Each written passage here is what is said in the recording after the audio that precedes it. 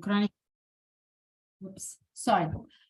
Esqueci-me de perguntar, de dizer que quem não estiver interessado em que esteja gravado vai ter que desligar a câmara, como é lógico, porque todo este webinar vai ser gravado para depois posteriormente poderem aceder. Portanto, estava eu a dizer que no dia 13 vai realizar-se um webinar na EDTNA ERCA Internacional sobre Sexual Health and in Chronic Kidney Disease and Transplantation. E também gostaria também de comunicar que já está disponível para todos os membros da EDTNA o livro Violence and Aggression in Renal Care, a Guide for Nurses. O webinar de hoje vai ser apresentado pelas senhoras enfermeiras Ana Pereira e Rita Neves. A enfermeira Ana Pereira é enfermeira desde 1995, desde 2010 que é enfermeira que tem a especialidade em enfermagem, saúde infantil e pediátrica e tem vindo a trabalhar em inúmeras unidades de cuidados intensivos, desde essa altura, desde sempre, aliás, em unidades de cuidados intensivos, sempre direcionadas para a pediatria, tanto no Hospital Dona Estefânia como agora presentemente na unidade de cuidados intensivos do Hospital de Santa Cruz. A enfermeira Rita Neves é enfermeira desde 2006, está neste momento a proceder a fazer o mestrado em saúde infantil e pediátrica e está desde que começou a trabalhar, portanto há cerca de 9 anos atrás, que está a trabalhar também em cuidados intensivos, na unidade de cuidados intensivos pediátricos de São Francisco Xavier, desculpem, de Santa Cruz. Peço imensa desculpa. A apresentação é vossa e podem começar. Desculpem, só mais um aviso, quem quiser colocar questões pode colocar no chat ou então no final será reservado um tempo para nós discutirmos e apresentarmos e podermos apresentar algumas notas, algumas questões que queiram colocar aos apresentadores ou mesmo para quem quiser participar. Muito obrigada. Muito obrigada, Sra. Enfermeira Eulália, e é um prazer, obrigada pela sua apresentação e é um prazer estar aqui convosco hoje. Deixa-me só dizer que está com em modo de apresentação, não está em modo de apresentador. Apresentador, sim. Então dê-me só um segundo. Não percebo o que é que ele não está a deixar sair. Então dê-me só um segundo, porque é que não sei o que é que aconteceu isto agora, mas penso que agora já deve funcionar. Não, ainda está em modo de apresentação. Agora sim, perfeito. Perfeito. Pronto, é que aqui não estava em vista de apresentador, não sei como é que... Está perfeito, está ótimo. Pronto.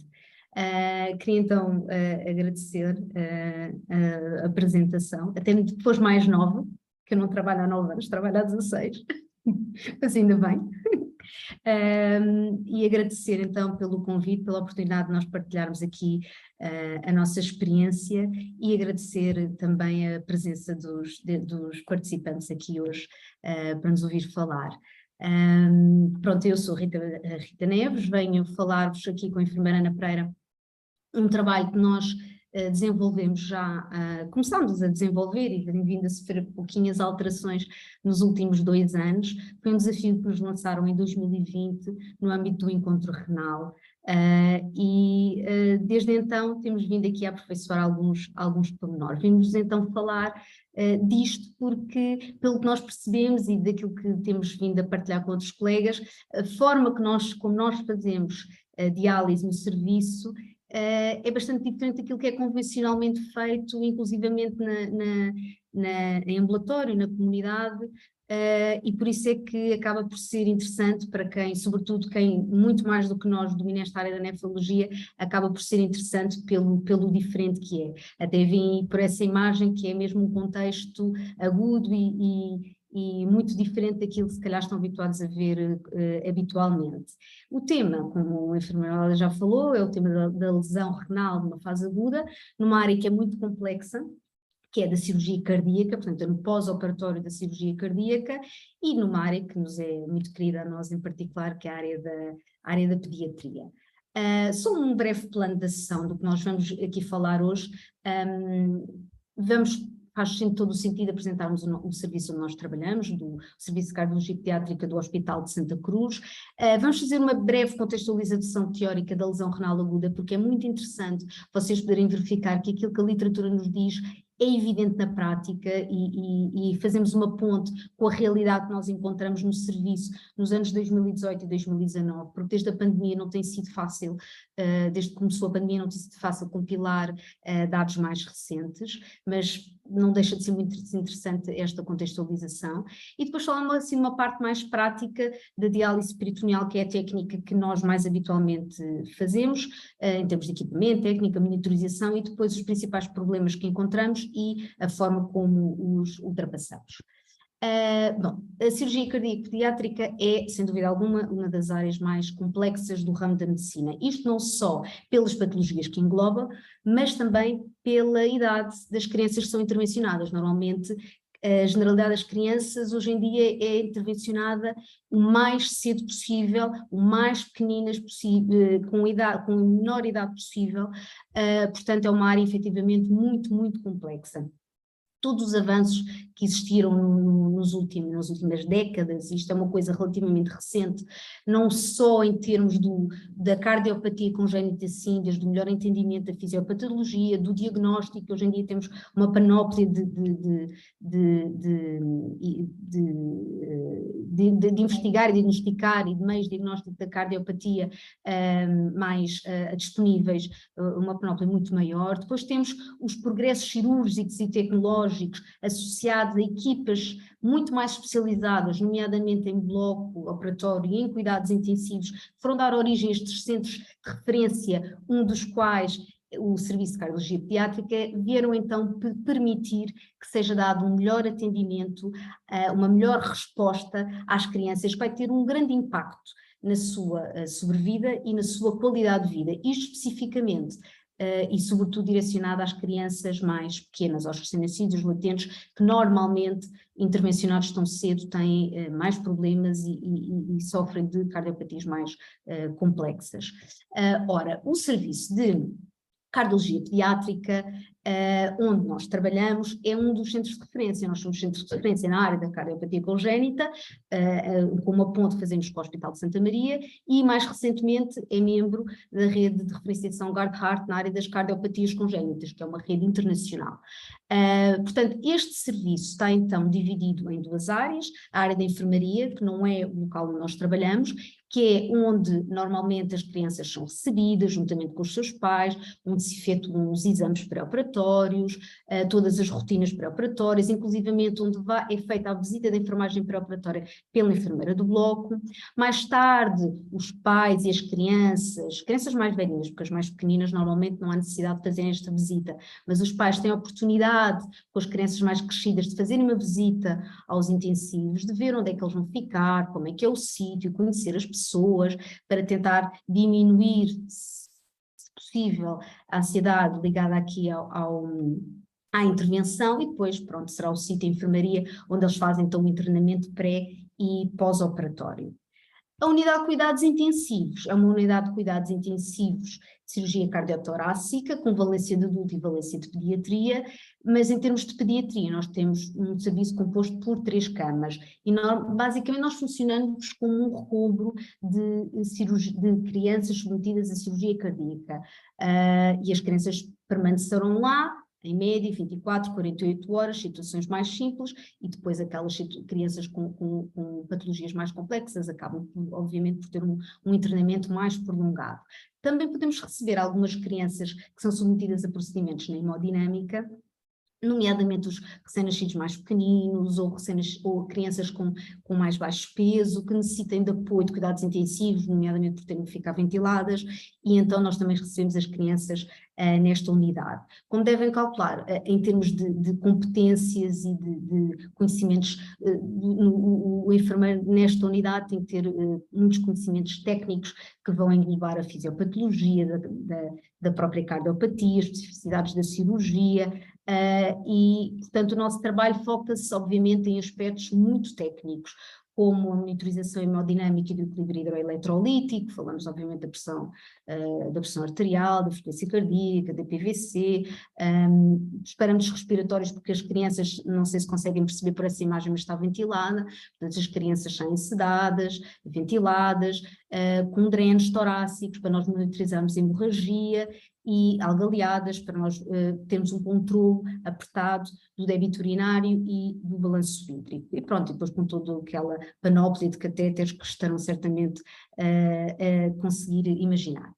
Agora, posto esta introdução, por que é que nós vamos falar de lesão renal aguda? Porque, dentre as complicações mais frequentes, e isto falando nos países desenvolvidos, portanto, falando dos Estados Unidos, Canadá, da Europa, as causas da etiologia da lesão renal aguda diferenciam um bocadinho de outros continentes, como, por exemplo, a África. Mas nos países desenvolvidos, as 3 causas mais predominantes no desenvolvimento de lesão renal aguda são estas 3 que vocês veem aí nesse esquema, portanto, a sepsis, a isquemia renal e a cardiopatia congénita, daí então a pertinência deste tema. Inclusivamente, os critérios de classificação, o sistema de classificação da lesão renal aguda que surgiu para os adultos e depois mais tarde é adaptado para a pediatria, diz-nos que 30 a 40% das crianças submetidas à cirurgia cardíaca desenvolvem lesão renal aguda. Portanto, é de todo pertinente falar sobre isto. Felizmente, a nossa realidade é um pouco diferente, ou melhor, não é tão dramática. Nós temos então aí os dados de 2018 e 2019, e o que vocês podem ver aí é que das 302 crianças que foram intervencionadas nesses 2 anos, apenas 34 casos, 34 situações em que ocorreu lesão renal aguda, o que corresponde a 11% das crianças, o que não é, felizmente, não é tão dramático. Agora, por que é que surge a lesão renal aguda em cirurgia cardíaca? Normalmente, a principal causa, aquilo que ela está mais ligada, é ao baixo débito, ou seja, a hipoperfusão renal. E este baixo débito, obviamente, vai ser influenciado depois por outros fatores que vão acabar por predispor para a lesão renal aguda. Um deles é a idade, é um fator extremamente importante e é mais à frente vamos falar porquê. O tempo de cirurgia, o tempo de CSC, quanto maior for, maior é o risco de desenvolver lesão renal aguda, e o uso de substâncias nefrotóxicas, que é comum, por exemplo, que nós utilizamos vancomicina, gentamicina, no pós-operatório destas crianças. Ora, se nós formos ver dos dados que nós escolhemos de 2018 e 2019, nós verificamos que efetivamente 19 crianças, ou seja, 56% das crianças, mais de metade, sofreu de hemorragia grave no intra ou no pós-operatório imediato. E que 41% sofreram, obviamente que esta hemorragia depois vai estar associada à instabilidade hemodinâmica e, consequentemente, a baixo débito. Outro valor será estes 41%, estas 14 crianças que sofreram de baixo débito associado à arritmia. E estas são as principais, então, complicações que nós encontramos que dão origem à lesão renal aguda. Como eu falei atrás, a idade é um fator muito importante para o desenvolvimento desta complicação, o que está relacionado com os pormenores próprios do primeiro ano de vida, nomeadamente esses 2 que vocês veem escritos, a alta taxa metabólica e a maturação da função renal. E eles acabam por tornar-se preponderantes, então, para o aparecimento de lesão no rim. E é muito interessante quando nós vamos ver as idades. O que é que acontece? Nós vemos aí que quase 90%, ou seja, 59% eram recém-nascidos, 29% eram latentes. Quase 90% das crianças foram submetidas à cirurgia cardíaca e desenvolveram lesão renal aguda no nosso serviço, tinham idade inferior a 1 ano.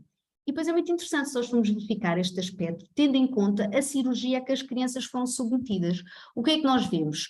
Que as cirurgias em que ocorre lesão renal aguda são aquelas que acontecem no primeiro ano de vida e, sobretudo, no caso das cardiopatias cianóticas. Portanto, uma criança com idade inferior a 1 ano e que tenha uma cardiopatia cianótica tem muito maior probabilidade de vir a desenvolver lesão renal. E nós vemos aí o shunt, o switch arterial, e o que está por cima do switch arterial, eu por acaso posso pôr aqui um ponteiro para ver melhor, é aqui a correção de retorno venoso pulmonar anómalo, que é uma cirurgia que em casos pode ser emergente e que as crianças são operadas à nascença, com menos de 24 horas de vida. Portanto, estou aqui a falar, o switch arterial, os shunts, são cirurgias frequentemente efetuadas com crianças com dias de vida. São tudo cirurgias, são cardiopatias sinóticas e tudo cirurgias efetuadas com poucos dias. Portanto, o primeiro ano de vida, como aqui sendo preponderante então para o aparecimento de lesão no rim. No que diz respeito ao tratamento, o tratamento, como vocês têm certamente conhecimento, pode ser feito e efetuado de duas formas. Num número muito significativo de situações, o tratamento medicamentoso é suficiente e a situação evolui favoravelmente apenas com a associação de inotrópicos e diuréticos, normalmente a dopamina com a associação de furosemida, normalmente em perfusão, e em situações mais graves, em que o tratamento medicamentoso não será suficiente, então recorremos a uma técnica de substituição da função renal, normalmente a diálise peritoneal ou a hemodiafiltração veno-venosa contínua. Eu já vos vou mostrar esta imagem. Normalmente nós não utilizamos acesso vascular e a máquina de diálise é conectada diretamente ao ECMO. Portanto, isto são crianças realmente num estado de gravidade muito, muito, muito grande são sobretudo crianças pequeninas, portanto é muito difícil obter um acesso vascular nestas situações. Portanto, é através do ECMO que nós fazemos a conexão à máquina de diálise. E ainda mais interessante é que chegamos a utilizar as duas técnicas em simultâneo. Eu já vos vou mostrar um pouco mais à frente. O que é que nós mostramos em termos de dados lá no nosso serviço? Nós temos a grande maioria das situações, 62%, ultrapassará esta dificuldade apenas com o tratamento medicamentoso. Depois temos aqui estes 38% que necessitou de uma metodologia mais invasiva e foram submetidas a técnicas de substituição da função renal. Como podem ver, 76% será a esmagadora maioria, e já vamos perceber mais à frente porque foi submetida a diálise peritoneal. Ora, aquilo então que eu vos estava a dizer, isto é uma criança recém-nascida, eu sei que isto é muito material, muita coisa, mas está aqui a criança recém-nascida, a criança quase que desaparece. A gente entra na unidade e nós só vemos máquinas, é impressionante. Esta criança é uma criança com pós-operatório muito complicado, vem com ECMO, que está aqui, nesta fotografia não se vê, mas mais à frente vocês vão ver melhor, estão aqui os saquinhos da diálise peritoneal e cá está a máquina de hemodiafiltração veno-venosa contínua que vai ser conectada ao ECMO. Este aqui é o caso de um menino mais crescido, mas já um adolescente, e mais uma vez nós não utilizamos o acesso vascular e colocamos a máquina de diálise. Eu com esta imagem consigo-vos mostrar melhor. Aqui está o acesso vascular conectado à cânula do ECMO, está aqui o venoso e está aqui o arterial. E fazemos as duas técnicas em simultâneo. Neste rapaz não foi só com a hemodiafiltração, mas no caso de bebês, já foram algumas, agora não consigo precisar quantos, mas nos últimos anos fizemos alguns, temos feito as duas técnicas em simultâneo. Porquê? E isto explica-vos porquê. A principal indicação é a hipervolémia. Nós temos que ver que nós temos crianças com instabilidade hemodinâmica brutal, muitas vezes com hemorragia, que acaba por ser, parece excessivo, mas é obrigatório, uma administração de fluidos, de hemoderivados, que vão provocar uma hipervolémia e as crianças ficam muito, muito edemaciadas. Tão edemaciadas que, eu vou-vos mostrar nesta fotografia, este bebê é um bebê recém-nascido, e parece um boneco, ele está completamente em anasarca. Se vocês verificarem esta fotografia, ele tem aqui este steri-drape, esta película amarela, esta criança vem com o externo aberto, ou seja, ele fica tão edemaciado, as estruturas ficam tão edemaciadas que seria impossível encerrar o externo e o coração ter espaço para bater. Portanto, a criança só tem uma sutura à pele, e é urgente fechar este externo o mais depressa possível. Portanto, nós temos preferencialmente, deveríamos encerrar este externo em 24, 48 horas. E vocês veem, se eu não tivesse tapado os olhos, vocês perceberiam pelos olhos está ainda melhor o estado como a criança está demasiada. Portanto, é urgente libertar a criança deste excesso de líquidos. Daí a diálise peritoneal e a vantagem da diálise peritoneal e depois esta complementaridade das duas técnicas que nos permite aquela fotografia que eu mostrei dos recém-nascido, nós devemos ter utilizado aquela técnica concomitantemente por cerca de 7 dias, e a criança encerrou o externo obviamente antes, mas é altamente eficaz a utilização e a complementaridade destas duas técnicas. Depois, o resto das indicações que é certamente conhecido de vós, oligonúria, anúria, acidose metabólica, as crianças normalmente nem trazem acidose metabólica mantida, grave, nem hipercaliemia, nem hipernatremia, às vezes ainda têm alguma urina residual e nem têm alterações analíticas da função renal imediatamente. Claro que elas surgem rapidamente, mas nós começamos a fazer diálise muito precocemente, a minha colega já vai falar convosco sobre isso,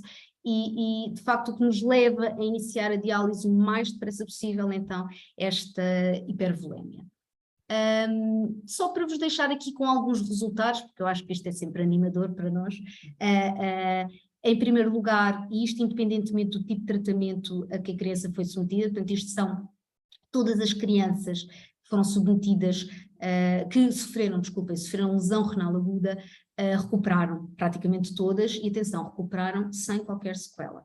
Estes 15% de óbitos, obviamente está mais direcionado para quem necessitou, situações mais graves, que necessitou de técnica de substituição da função renal, apesar de não serem todos, porque se vocês verificarem aqui, temos praticamente 60% das crianças que foram submetidas à técnica de substituição da função renal, sobreviveram e não representam qualquer sequela na altura da alta. Agora, é importante referir aqui um pormenor. É que quando nós nos debruçamos nestes 38% de crianças que tiveram tiveram a ser submetidas a diálise peritoneal ou às duas técnicas, as que faleceram, o óbito não está necessariamente ligado à lesão renal aguda. A generalidade das crianças acabaram por recuperar a estabilidade, ainda viveram algum tempo, e recuperaram a função renal, muitas vezes já submetidas só a um tratamento medicamentoso, portanto elas já deixaram, na altura do óbito, elas já não estão submetidas a técnicas de substituição da função renal. O que acontece é que são as características da própria cardiopatia, a irreversibilidade da situação, que acabam por conduzir ao óbito e não a lesão renal aguda. Isto é importante perceber que de facto é uma complicação muito frequente, mas não é uma complicação que dite o óbito ou um mau sucesso deste tratamento ou por esta complicação. Vou então passar aqui a palavra à minha colega.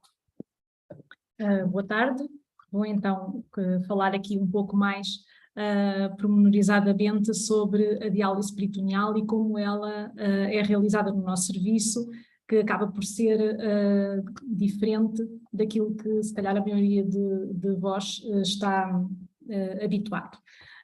Porquê a diálise peritoneal? Porque trata-se de uma técnica que é simples, que não necessita de um equipamento sofisticado ou de uma equipa especializada para a sua execução. Traz-nos como principais vantagens o poder ser utilizado em crianças hemodinamicamente instáveis, não necessitar do acesso vascular, tal como a minha colega já disse, pode ser muito complicado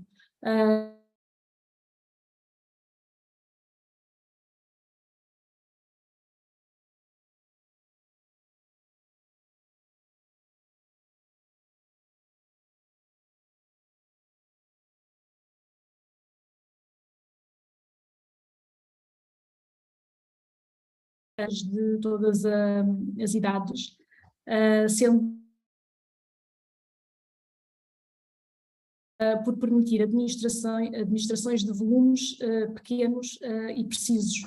Podemos utilizar instalações desde os 5 ml até aos 220 de solução dialisante. Em relação ao equipamento, destaca aqui, portanto, o catéter Tenkov, que é o que nós utilizamos no nosso serviço. Passa aqui a publicidade, nós utilizamos o sistema da Fresenius e as soluções Bicavera. O catéter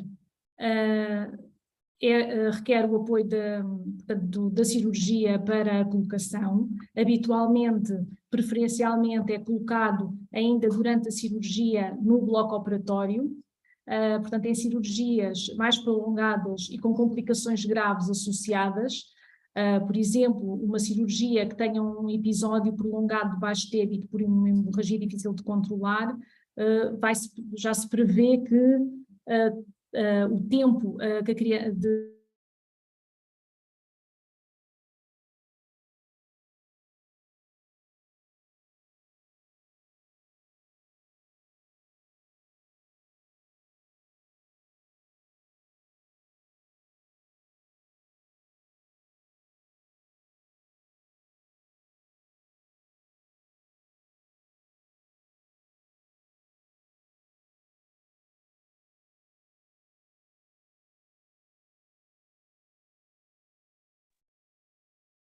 Desculpem, não sei se estão a perceber que há uma... Rita, consegue ouvir-me? Rita? Peço desculpa, mas parece-me que os colegas ficaram sem rede. Vamos só esperar um bocadinho.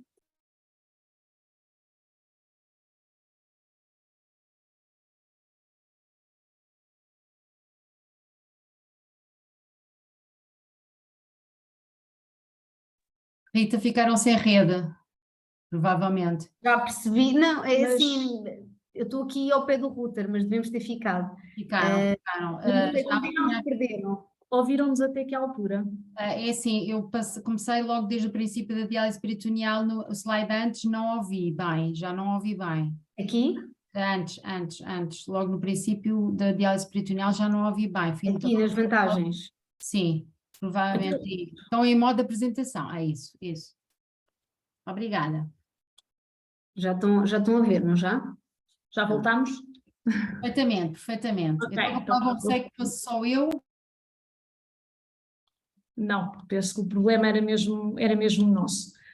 Pronto, então queria então destacar aqui, portanto, agora perdi-me um bocadinho disto de voltar atrás. O que é Portanto, que nós fazemos? porque é que diálise nós peritoneal? fazemos então diálise peritoneal no nosso serviço? Porque é que escolhemos a técnica?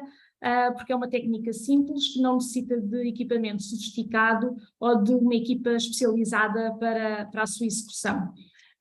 Como principais vantagens, pode ser utilizada em crianças hemodinamicamente instáveis, não necessitam do acesso vascular, tal como a Rita já disse há pouco, pode ser difícil de conseguir ou impossível. Também não necessitam de anticoagulação sistémica, por muitas vezes não se pode utilizar no pós-operatório imediato de cirurgia cardíaca pelo risco de hemorragia que está associado. Pode ser usado em todas as crianças, independentemente da sua idade, sendo a técnica mais segura no caso de recém-nascidos e latentes por permitir administrações de volumes muito pequenos. Nós conseguimos instilar, portanto, desde 5 até 220 ml de solução dialisante. Em relação ao equipamento que nós utilizamos, destacamos aqui o catéter Tenkoff e passa publicidade, mas utilizamos o sistema da Fresenius e as soluções Bicavera. O catéter Tenkoff é colocado preferencialmente ainda durante a cirurgia, portanto, deve ser colocado preferencialmente no bloco operatório, quando se prevê que vai haver a lesão renal aguda e que a criança vai necessitar de diálise peritoneal. Portanto, este catéter é logo colocado no bloco, podendo, no entanto, ser colocado depois, mais tarde, na unidade, caso isso venha a ser necessário. Idealmente, este catéter só deveria começar a ser utilizado 15 dias após a sua colocação. O que não acontece connosco, não é?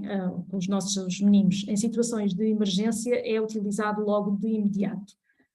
Por este motivo, os primeiros ciclos efetuados não têm qualquer tempo de permanência, é o que nós chamamos de ciclos rápidos, e nessa altura o líquido de retorno pode ser completamente hemático, mas à medida que se insistem nestas lavagens, nestes ciclos rápidos, o líquido vai perdendo esta característica e torna-se mais límpido.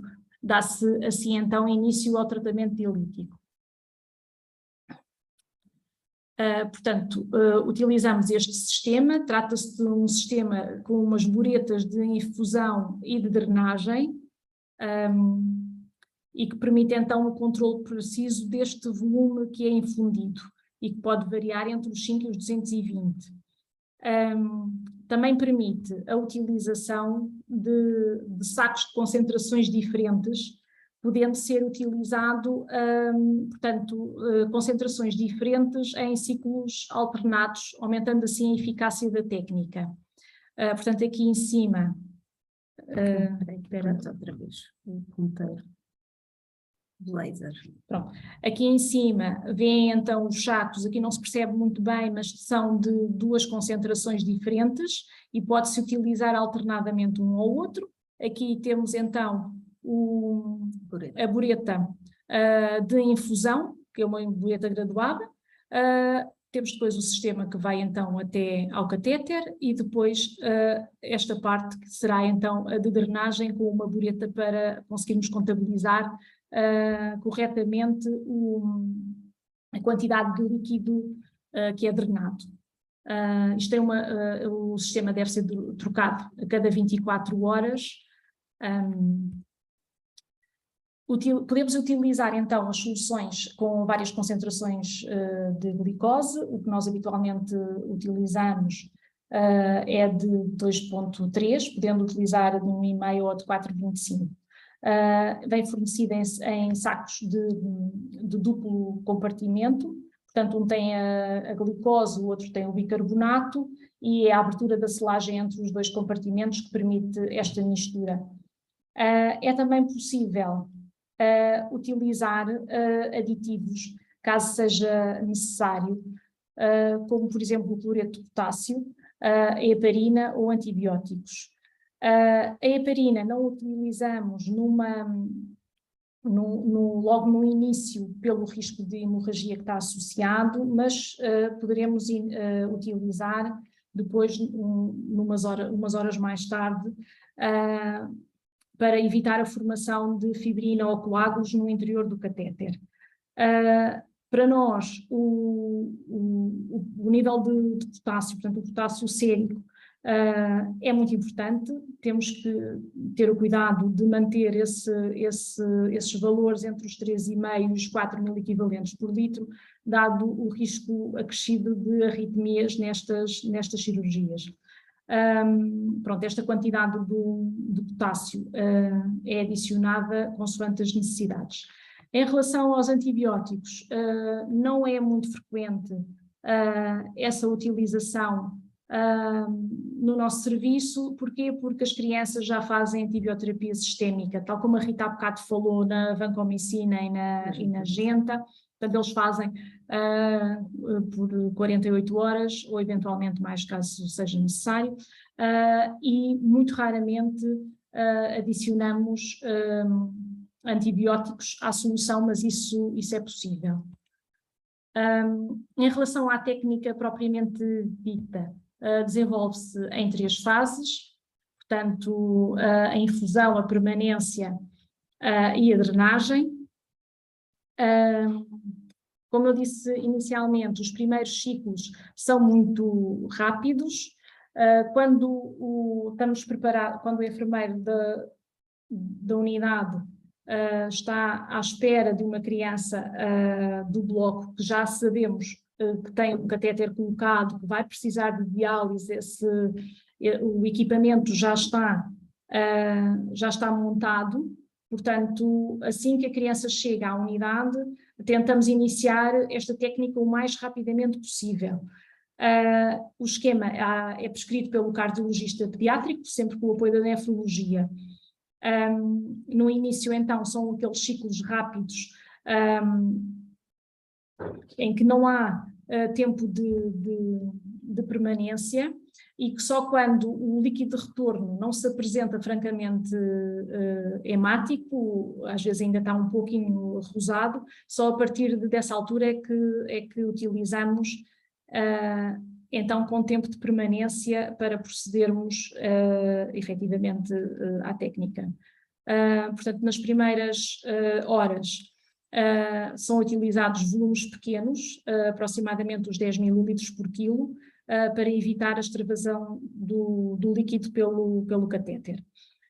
Esses volumes são aumentados progressivamente em função das necessidades e da idade da criança.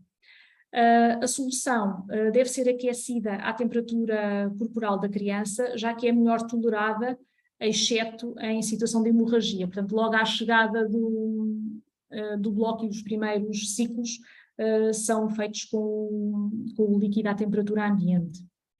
Em relação ao tempo de permanência, portanto, o tempo que o líquido, a solução dialítica permanece na cavidade peritoneal varia em média entre os 20 a 60 minutos, embora dependa também dos objetivos pretendidos, com ciclos curtos, quando o objetivo é a extração de líquido, que é mais habitual ao longo das primeiras horas na unidade, e ciclos longos, quando pretendemos aumentar a depuração de solutos. Numa fase mais final da técnica, os ciclos podem ser bastante prolongados, podendo demorar 2 a 4 horas. Depois, em relação ao tempo de esvaziamento ou ao tempo de drenagem, portanto, faz passivamente, varia de acordo com o volume infundido na criança, sendo habitualmente de 10 a 15 minutos. É durante esta fase que o enfermeiro aproveita para prestar cuidados à criança e executar alguns procedimentos que não seriam bem tolerados quando a solução se encontra ainda na cavidade peritoneal. Salientam-se os cuidados durante os posicionamentos, os cuidados de higiene, a aspiração de secreções, a realização de pensos. Nesta altura também é muito importante a monitorização de sinais na criança, de que a técnica pode não estar a ser bem tolerada, pode haver sinais de desconforto da criança, vômitos, dor, alterações hemodinâmicas.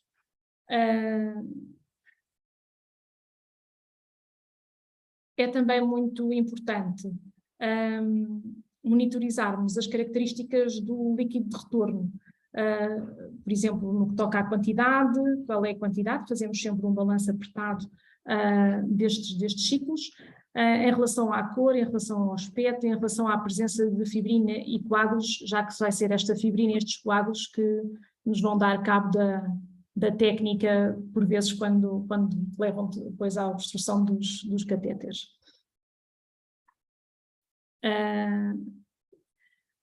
Passamos então às complicações desta técnica. Se calhar para alguns de vocês que estão familiarizados com a diálise peritoneal noutras situações, a complicação mais frequente será a infecção. Connosco isso não acontece. As crianças não fazem diálise peritoneal, não usam o catéter durante tanto tempo que cheguem a ter uma infecção, uma peritonite.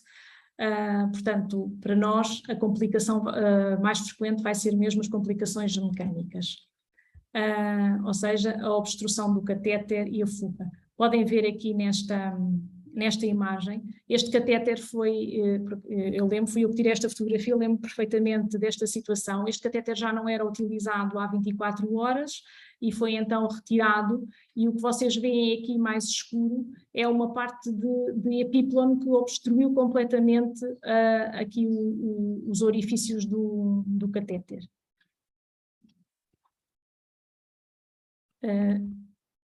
Para podermos então prevenir ou resolver esta obstrução do catéter,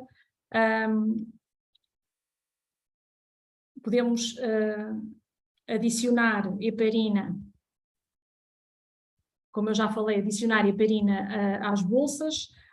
Podemos proceder à infusão de volumes menores e, no caso, peço desculpa, no caso de não conseguirmos utilizar o catéter, de ele estar completamente obstruído e não conseguirmos infundir ou drenar, e caso a criança ainda necessite de manter o tratamento, terá mesmo que ser substituído o catéter. Não necessitará de ir ao bloco operatório para o fazer, pode ser feito lá na unidade. As fugas acabam por também estar relacionadas com a obstrução deste catéter, ou pode apenas ser a posição do catéter, portanto há que otimizar o posicionamento da criança para tentar resolver isto, proceder à correta fixação do catéter ao correto posicionamento, e por vezes é necessário realizar um penso compressivo de modo a que não haja extravasamento do líquido. Também contribui para estas complicações mecânicas o facto de utilizarmos precocemente este catéter Tenkov e não ao fim dos 15 dias, como seria o ideal.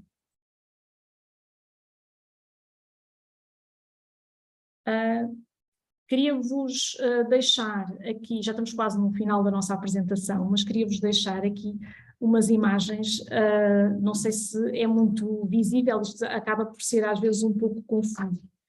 Mas aqui temos, portanto, o sistema montado, conseguimos ver aqui a bureta de infusão.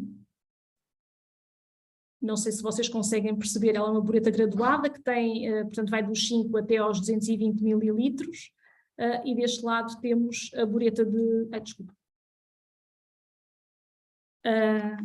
a bureta de drenagem, também também graduada da mesma forma. Aqui temos a ligação do sistema, aqui, depois à criança, ao catéter, fica aqui debaixo das compressas. Isto acaba por ser toda uma parafernália de tubos, e torna difícil mostrar-vos aqui assim em pormenor. Aqui temos uma vista, mas tal como a Rita já vos disse há pouco, portanto a criança fica ali e parece que quase que não se vê a criança aqui no meio de tanto equipamento. Não podemos deixar de referir, quando prestamos cuidados a estas crianças, não podemos deixar de incluir os pais, ou não fôssemos nós ter como objetivo também a prestação de cuidados centrados nas famílias. Aqui nesta fase não pretendemos realizar qualquer tipo de ensino sobre diálise peritoneal, como se calhar alguns de vocês estarão habituados nos vossos serviços, mas aqui não é de todo o nosso objetivo. A vivência do internamento de um filho numa unidade de cuidados intensivos já é bastante complexa e traumática para os pais. Portanto, temos um conjunto de um equipamento completamente desconhecido, cheio de luzes e alarmes, tudo isto aliado ao facto de não saberem se o seu filho vai sobreviver ou não, e se sobreviver, com que sequelas é que ficará. Ainda somando, às vezes, situações em que são de pós-parto, em que tenha havido um diagnóstico precoce ou não, tudo isto provoca ansiedade e desequilíbrio na vida familiar do casal, ou da família, vá. Se pensarmos que tudo pode estar envolvido, desde a deslocação da área de residência, das faltas ao emprego e da organização da vida familiar, até com outros filhos a cargo e com outras situações que têm que resolver. Não queremos aqui aprofundar este tema, senão uma hora não era suficiente, mas não queríamos deixar de fazer aqui esta referência. Isto é certamente um aspecto que nos preocupa a todos enquanto enfermeiros e no nosso dia-a-dia quando trabalhamos em pediatria.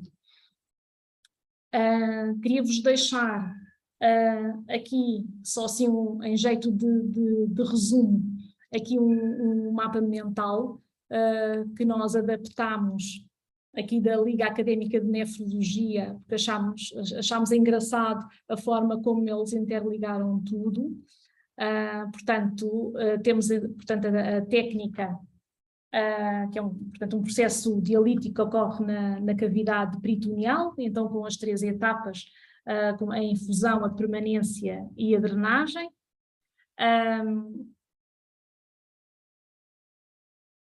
portanto, é indicada na lesão renal aguda, nos casos de hipervolemia e na impossibilidade de ter um acesso vascular. Acabamos por ter então o nosso acesso, este catéter peritoneal, portanto o nosso catéter Tenkov. Utilizamos a solução dialítica, podendo utilizar várias concentrações de glicose consoante o nosso objetivo.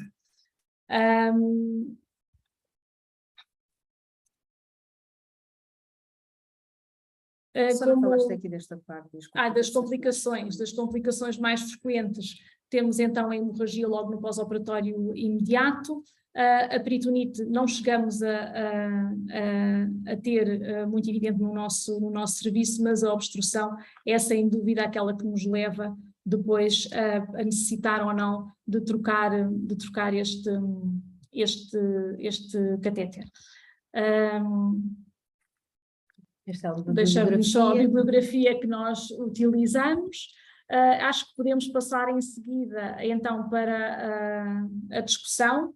Estamos disponíveis para responder às vossas perguntas. Espero que tenham gostado. Tínhamos sido claras. Não sei se quer que eu deixe de partilhar ou se podemos ficar assim com este, não sei como é que prefere. Podem deixar de partilhar para podermos ver as caras das pessoas que queiram intervir. Muito obrigada pela vossa apresentação, foi uma excelente apresentação. Para mim foi um prazer. Eu trabalhei muitos anos em cuidados intensivos, nunca em pediatria, portanto eu não consigo imaginar essa vossa cama aí, com esse ser tão pequeno e com toda essa parafernália do que é uma comunidade de cuidados intensivos. E ainda bem que falaram de uma coisa, porque eu tinha aqui para vos perguntar, que tinha a ver efetivamente com a família, como é que a família reagia a ver mais um elemento que era fazer a diálise peritoneal, mais umas máquinas, mais isso. Portanto, também já falaram. Uma coisa também que eu tinha alguma curiosidade, fazem o peso, fazem o controle do peso, porque vocês falam de hipervolemia, como é que fazem? Fazem a medição da criança, fazem o peso, como é que controlam? É muito difícil de conseguirmos pesar, é muito difícil. Nós temos uma incubadora que tem peso, mas tem muito equipamento e é em muito cima da cama. complicado. Temos que descontar tudo aquilo que temos lá e é muito complicado de fazer. Não por nós, não é? Porque nós monitorizamos o balanço hídrico de forma muito apertada. Portanto, nós temos muita consciência daquilo que realmente as crianças estão a perder, a não ser que começamos a ter problemas de obstrução e de fuga, e aí, inclusivamente, por acaso acho que não comentámos isso, mas às vezes quando a obstrução é complicada, começamos a perder líquido de diálise através dos drenos. Sim, já às vezes isso acontece-nos. E, portanto, tirando essas situações, nós conseguimos fazer e depois é notório nas crianças. Sim, elas vão ficando cada vez menos evidenciadas e nota-se muito rapidamente. Às vezes do turno da manhã para o turno da tarde já vemos diferenças. Quem vem de um dia para o outro fica às vezes, então quando associamos as duas técnicas, sim. É uma os pais dizem, já noto, já está diferente. Os pais que entram muitas vezes para ver ou que estão lá durante muito tempo, acabam por dizer, hoje já tenho os olhos menos inchados, hoje já abro os olhos, já vi abrir os olhos, já consigo abrir os olhos. Sim, conseguimos ir percebendo essa evolução. Gostaria que colocassem questões, não sei se alguém está... Qualquer coisa no chat? Mas não é nada. Não. Estamos abertos à discussão, temos aqui algumas pessoas. Olá. Não sei se posso falar assim ou se preciso meter... Ok. Sou a enfermeira Carla, colega da enfermeira Ana Pereira e da enfermeira Rita. Desde já gostava de lhe dar os parabéns à professora Maria Eulália por ter convidado as nossas enfermeiras da nossa unidade, porque realmente são peritas nesta área. Portanto, muito obrigada por ter feito. Foi com muito gosto que ouvi mais uma vez este tipo de formação, que é sempre bastante útil para nós atualizarmos conhecimentos. Portanto, não é uma pergunta, mas é assim uma validação do quão importante tudo o que elas disseram é a nossa realidade. Portanto, muito obrigada pela vossa formação. Muito obrigada. Obrigada, enfermeira Carla. Obrigada, Carla. Mais alguém? Eu sei que está aqui muita gente e estão aqui algumas pessoas especialistas na área da diálise peritoneal, dos cuidados intensivos. Certamente ainda com mais conhecimento do que nós, se calhar aquilo que nós fazemos pode Não, ser... eu acho que o que vocês fazem é que não tem mais lado nenhum quer dizer só em pediatria, só em cuidados intensivos. Filipe, vamos, tenho a palavra. Boa tarde, desculpem estar aqui meio escuro, mas não se consegue mais de hoje. Boa tarde a todos.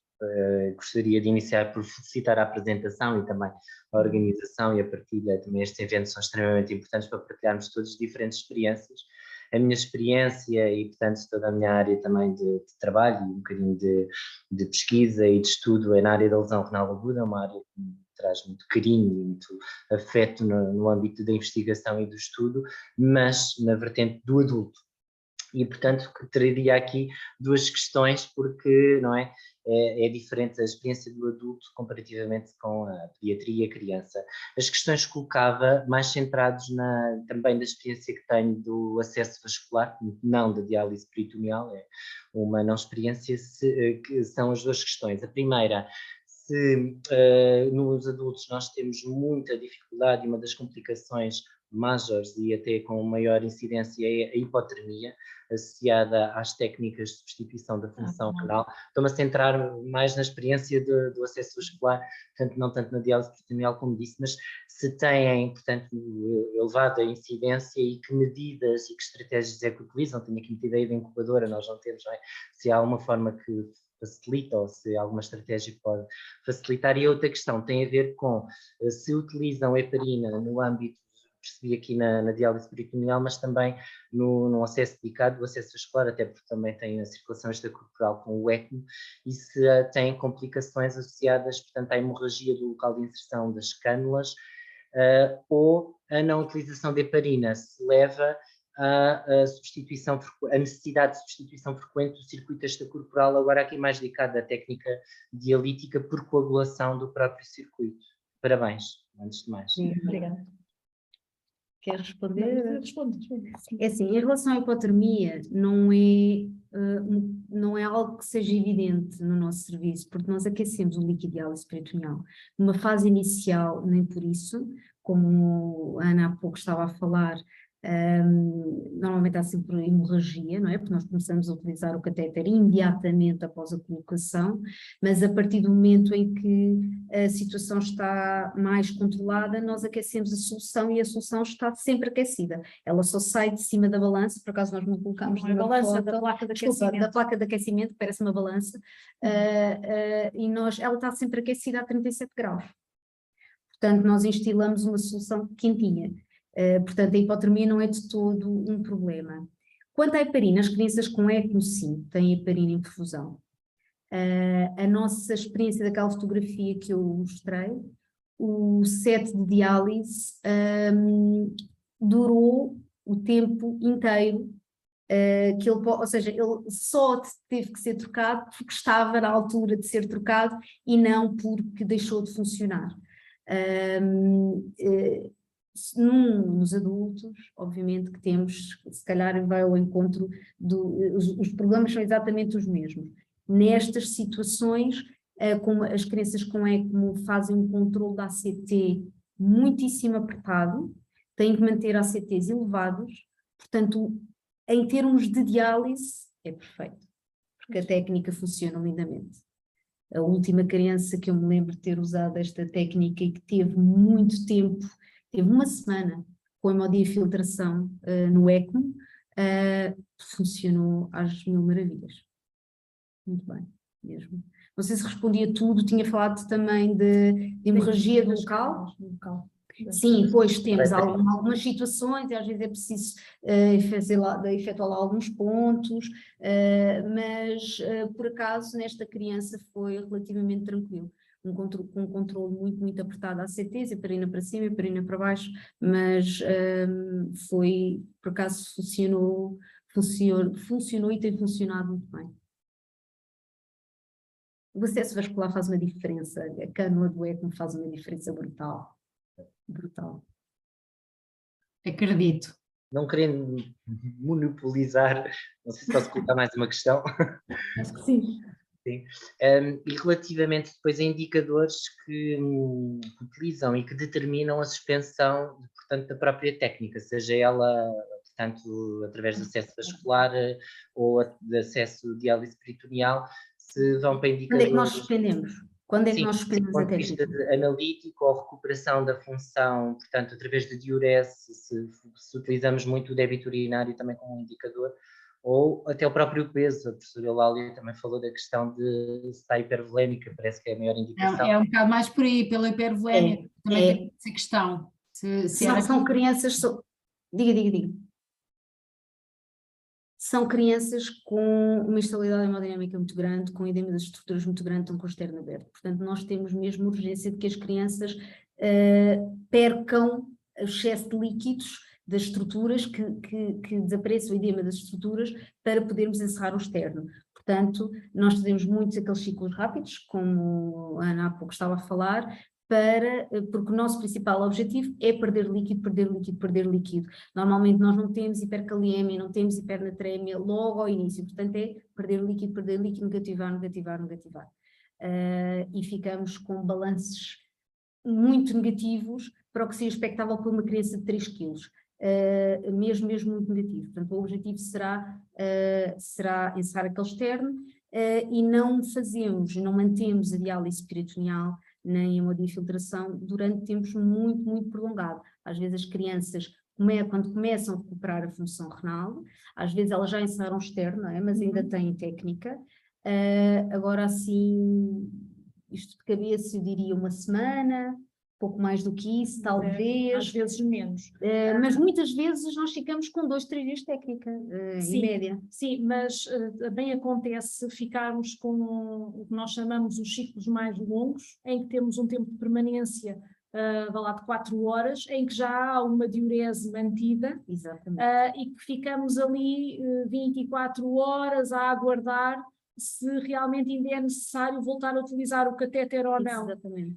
Às vezes isso até acontece na altura em que se encerra o externo, para perceber se a criança consegue ultrapassar mais aquele momento crítico do encerramento externo e se a seguir a esse procedimento não volta a entrar em falência renal e a precisar outra vez de utilizar o catéter.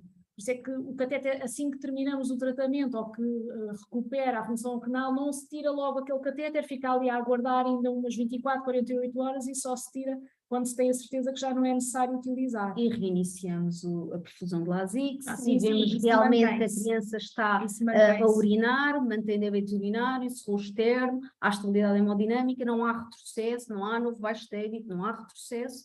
E daí para a frente, sim, instilamos, fica ali um dia sem diálise peritoneal, com o catéter colocado ainda, com algum volume de líquido, e está tudo bem, retiramos o catéter ao fim de 24 horas, normalmente quanto mais rápido tirarmos melhor, e portanto a criança em média fica 2, 3 dias e acaba por ser normalmente é mesmo este recuperar da situação, recuperar a estabilidade.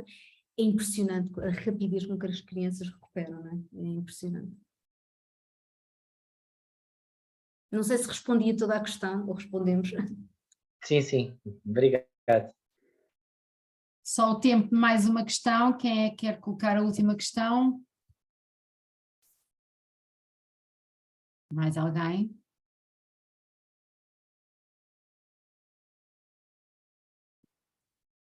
Também já estamos a ultrapassar aqui o nosso tempo em 3 minutos, eu não queria alongar muito mais.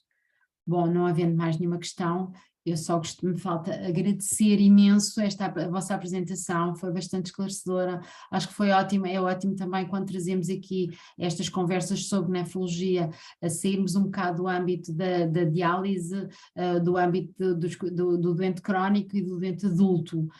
Isto era uma coisa, era uma situação que para mim era fundamental, até porque mesmo o estudo, as questões sobre a pediatria em diálise em doença renal crónica permanente são pouco estudadas e têm sido muito pouco exploradas, na minha opinião, e portanto é mais uma chega aqui do quanto é importante nós alargarmos aqui o conhecimento e trabalharmos o assunto ter sido tão interessante para nós.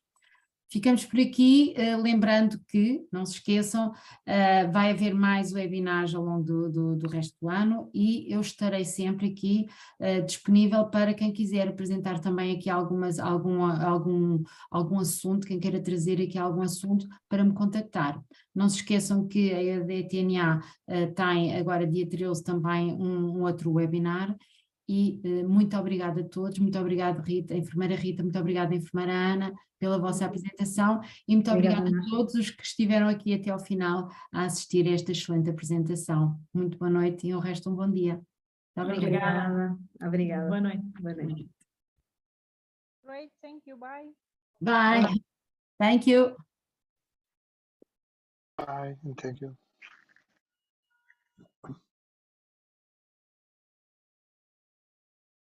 Deusinho. Obrigada, Filipe. Deus, tchau.